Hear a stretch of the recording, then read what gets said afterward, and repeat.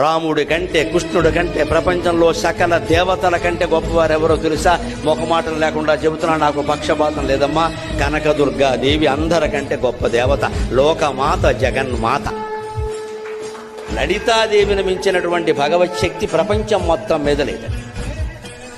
ఏ దేవుడి శక్తినైనా మనం సందేహించవచ్చు, కానీ లలితాదేవి శక్తి పరాకాష్ఠ. ఇంకా పరాశక్తి, పరాకాష్ఠ. ఆవిడ అత్యంత శక్తిమంతుడు. ఆ శక్తి లలిత పేరు మీద ఉన్న శక్తి, కర్ణుడు ప్రయోగించిన శక్తి సామాన్యం కాదు. ఆ లలితా శక్తి ముందు కృష్ణ శక్తి కూడా పనిచేయదు.